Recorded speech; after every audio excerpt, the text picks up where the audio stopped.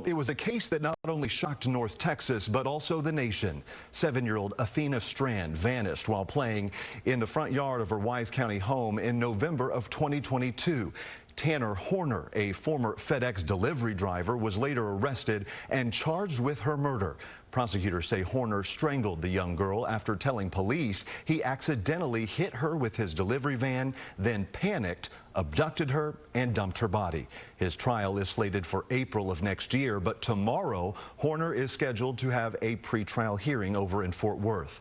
Fox 4's Vanya Castillo is covering tonight's top story live in studio with what we can expect in court. Hi, Vanya. Hi, Casey. Yeah, today I sat down with a defense attorney to walk me through what we should expect for tomorrow's pretrial and what it means for the future of the case.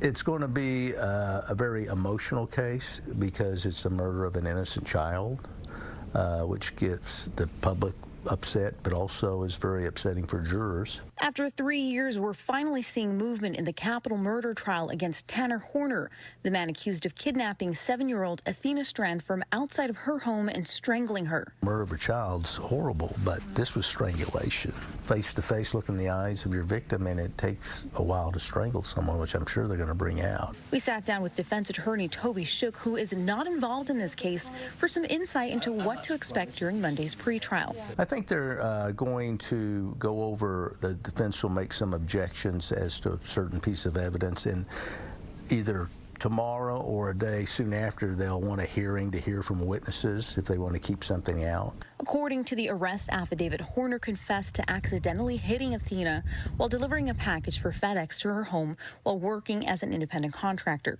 Just the fact that a little girl could be killed in this manner, and really in such strange circumstances that, according to reports, are the defendant backed up or knocked into her. She wasn't hurt bad, and then panicked and committed this horrible crime. That's unusual. Athena's body was found 2 days after she went missing while playing outside of her home in Paradise. Horner has pled not guilty to capital murder and kidnapping. Wise County Sheriff Lane Atkins says his office will be seeking the death penalty. That's all they need is one. If one person holds out or convinces the others that it's not a continuing danger, then that's it for the state. And they can do it with one juror. The state has to find 12 jurors they feel confident can find the defendant's continuing danger based on the evidence.